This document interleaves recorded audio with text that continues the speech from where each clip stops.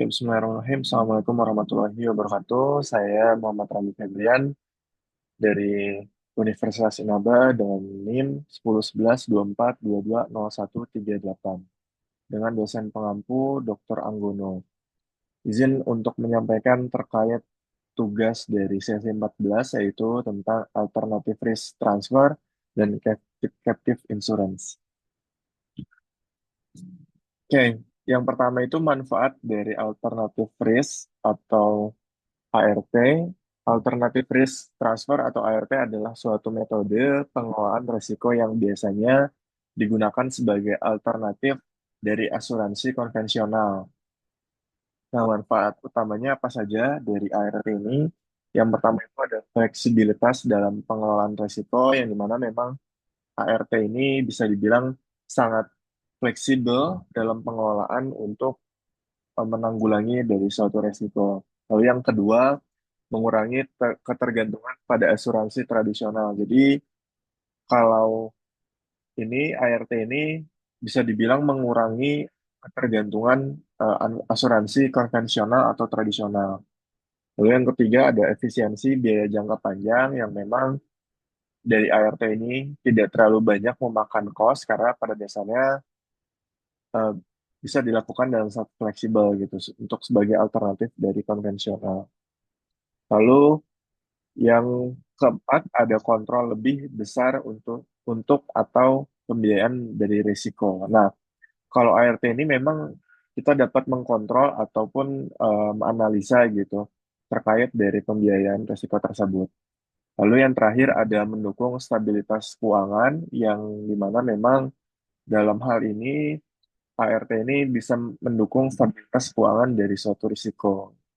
Karena dari pada dasarnya sangat fleksibel dan mudah untuk dikelola gitu. Nah, lalu yang kedua itu ada stakeholder value dari ART. Yang pertama itu transparansi dan manajemen risiko yang lebih baik. Yang kedua meningkatkan kepercayaan investor dan mitra, efisiensi dari operasional, stabilitas keuangan untuk jangka panjang, lalu perlindungan terhadap risiko yang tidak tertanggung. Nah, lalu kita lanjut terkait dengan pengertian perusahaan captive. Nah, perusahaan captive adalah perusahaan asuransi yang dibentuk dan dimiliki oleh perusahaan induk biasanya atau multi level yang di atas yang biasanya perusahaan itu mempunyai banyak anak mitra atau anak perusahaan. Nah, fungsinya itu untuk menanggung risiko internal, untuk antisipasi. Nah, tujuannya yang pertama itu untuk mengkontrol program asuransi, efisiensi biaya, dan cakupan yang disesuaikan dengan kebutuhan. Jadi memang kalau captive ini adalah perusahaan asuransi yang memiliki oleh perusahaan induk untuk menanggung risiko internal seperti itu. Dengan tujuan untuk mengontrol asuransi yang efisien dan cakupannya itu menyesuaikan.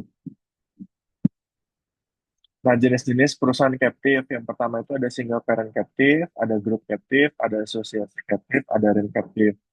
Nah, kalau single parent ini single parent captive yang biasanya untuk satu perusahaan. Nah, lalu yang kedua itu ada group captive yang biasanya di perusahaan tersebut ada beberapa grup, lalu ada asosiasi, asosiasi bisa jadi adalah perusahaan yang mempunyai asosiasi tertentu yang diinsertkan ke dalam perusahaan captive. Lalu ada rent a captive yang biasanya ini perusahaan yang bisa jadi sewa ataupun ke ada keterikatan terkait kontrak berapa lama ini seperti itu. Lalu ke pengertian sekuritas, nah sekuritas adalah instrumen keuangan seperti saham, obligasi, dan derivatif.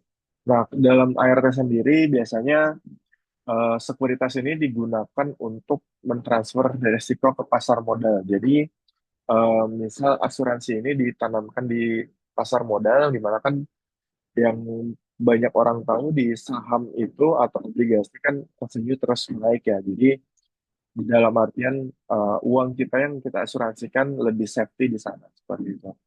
Nah, contohnya ada sekuritasi resiko ke atas front bonds. Gitu. Dan biasanya kalau di saham itu uh, uang itu lebih efektif dan terus berjalan dan menghasilkan revenue. dan lebih safe. Nah, kesimpulannya, ART adalah pendekatan inovatif untuk manajemen risiko. Yang kedua, memberikan nilai lebih kepada stakeholder terkait. Lalu, captive insurance memperkuat kontrol risiko terhadap pihak-pihak internal. Lalu yang terakhir, sekuritas memungkinkan transfer risiko ke pasar modal menjadi lebih mudah, lebih efisien, dan uh, uang itu bakal terus berproses. Mungkin sekian, terima kasih atas paparan dari saya. Mungkin terima kasih atas Pak Anggono, waktunya dan materinya. Terima kasih. Wassalamualaikum warahmatullahi wabarakatuh.